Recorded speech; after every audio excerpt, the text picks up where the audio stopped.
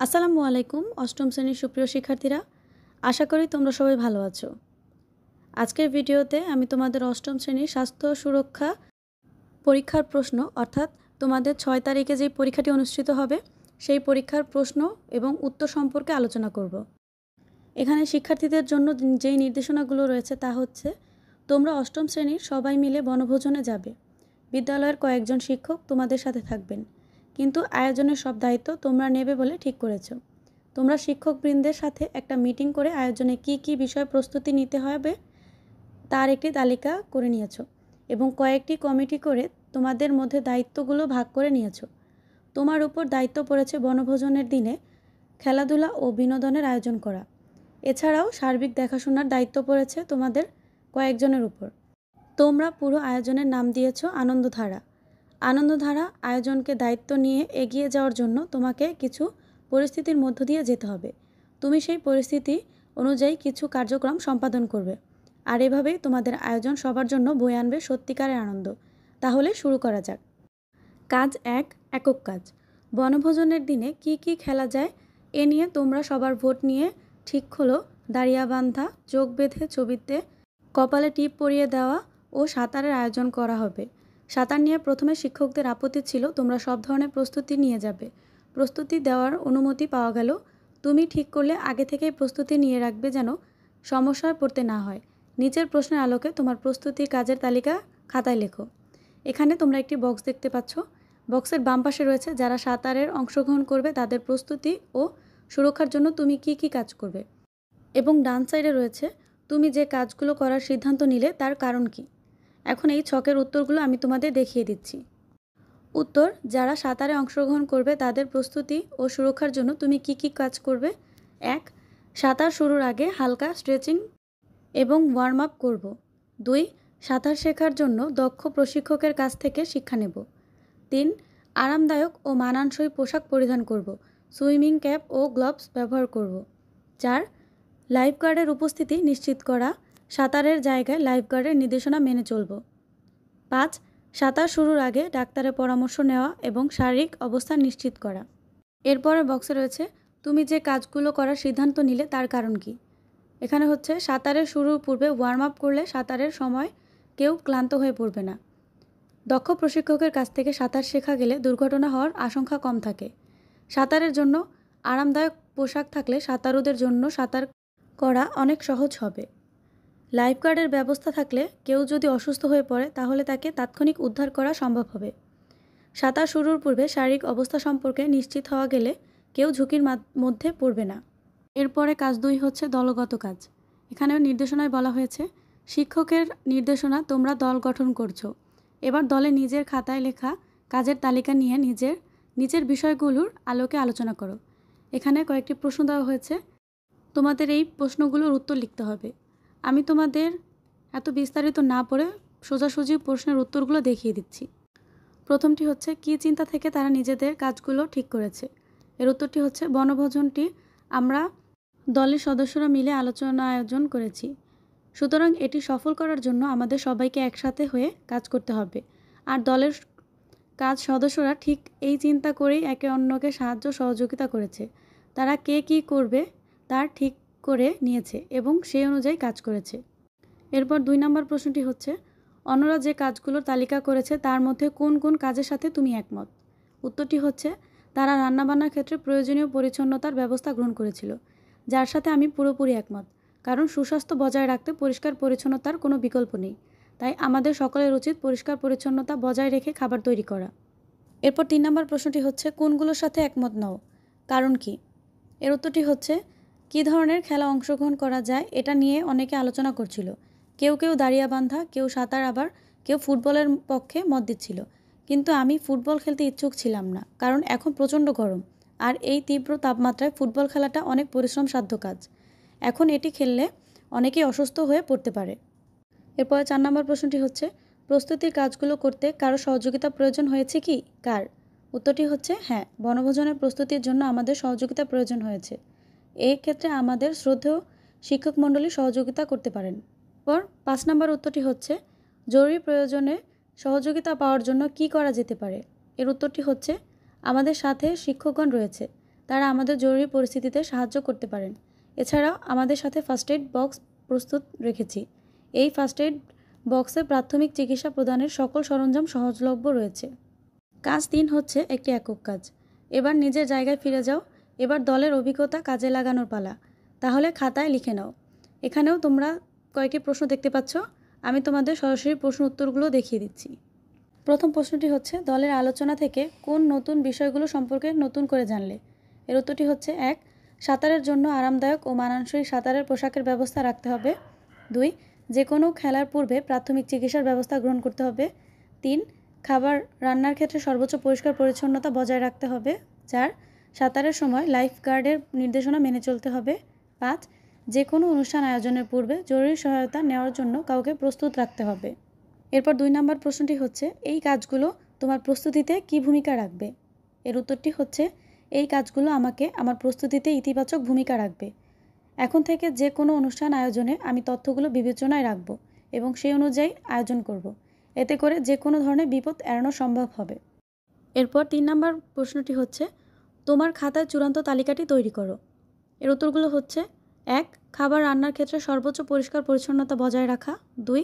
প্রচণ্ড গরমে ঝুঁকিপূর্ণ খেলায় অংশগ্রহণ না করা। 3. সাঁতার শুরুর আগে ডাক্তারের পরামর্শ নেওয়া এবং শারীরিক অবস্থা নিশ্চিত করা। 4.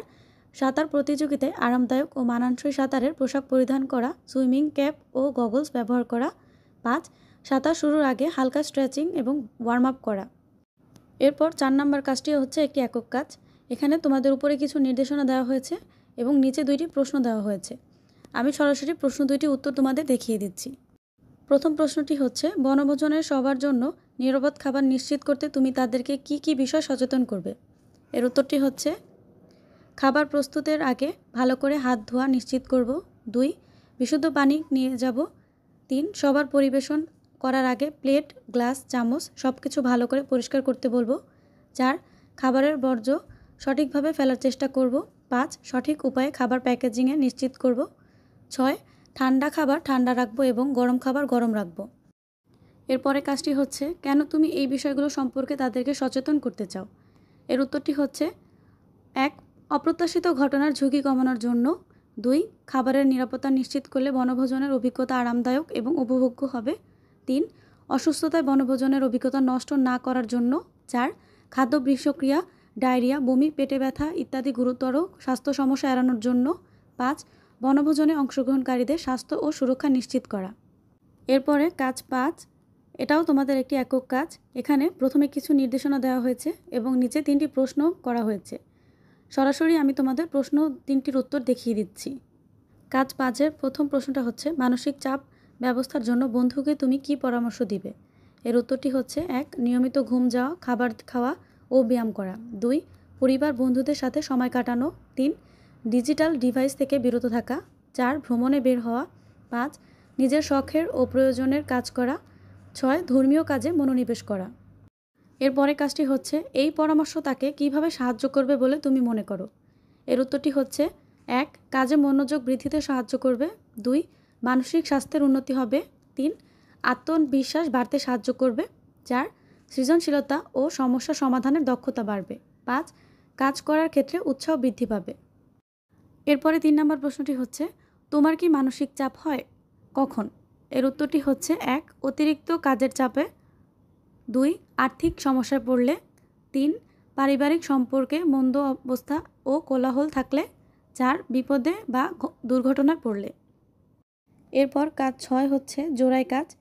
এখানে জোড়াই কাজ সম্পর্কে 3টি প্রশ্ন করা হয়েছে। সেই প্রশ্নটি সম্পর্কে আমি তোমাদের উত্তর সরাসরি দেখিয়ে দিচ্ছি। প্রশ্ন 6-এর কাজটি হচ্ছে, প্রথমে কোন কোন কাজ বা কৌশলগুলো ইতিবাচক কয়েকটি উদাহরণ লিখো। এর উত্তরটি হচ্ছে, 1. ছোট ছোট লক্ষ্য নির্ধারণ। উদাহরণ, দৈনিক কাজের তালিকা তৈরি করে তা পূরণ করা। এতে করে কাজের চাপ কমে যায় এবং সফলতা অনুভূতি পাওয়া যায়। 2. পরিকল্পনা তৈরি। উদাহরণ, সপ্তাহের কাজগুলোকে প্রতিদিনের কাজের মধ্যে ভাগ করা। ফলে কাজ সম্পাদনের সহজ হয় এবং চাপ কমে। 3. ইতিবাচক চিন্তা। উদাহরণ, প্রতিদিন নিজেকে একটি ইতিবাচক বাক্য বলা, যেমন আমি পারবো বা আমি এই কাজটি করতে সক্ষম। এটা আত্মবিশ্বাস বাড়ায়। 4. নিজেকে সময় দেওয়া। উদাহরণ, প্রতিদিন অন্তত 3 মিনিট যোগব্যায়াম বা ধ্যান করা, এতে মানসিক প্রশান্তি আসে। এর পরের প্রশ্নটি হচ্ছে, তোমার উল্লেখ করা নেতিবাচক কাজ বা কৌশলগুলো শরীরে ও মনে কী ধরনের প্রভাব ফেলে? এর উত্তর হচ্ছে 1. অতিরিক্ত চাপ নেওয়ার ফলে মানসিক এবং শারীরিক স্বাস্থ্য নষ্ট হতে পারে, যেমন উদ্বেগ, হতাশা, অনিদ্রা। 2. কাজ পেছনে ফেলে রাখার ফলে শেষ মুহূর্তে কাজের চাপ বেড়ে যায়, ফলে মানসিক চাপ বাড়ে এবং কাজের গুণগত মান কমে যায়। 3. অতিরিক্ত নেতিবাচক চিন্তা করার ফলে মানসিক স্বাস্থ্য নষ্ট হয়, হতাশা বাড়ে। 4. বিশ্রাম না নেওয়ার ফলে শারীরিক ও মানসিক ক্লান্তি বৃদ্ধি পায়, ফলে কাজের ক্ষমতা কমে যায়। এরপরে প্রশ্নটি হচ্ছে, মানসিক চাপের পরিস্থিতিতে প্রয়োজনে কার কাছে সহযোগিতা পাওয়া যেতে পারে?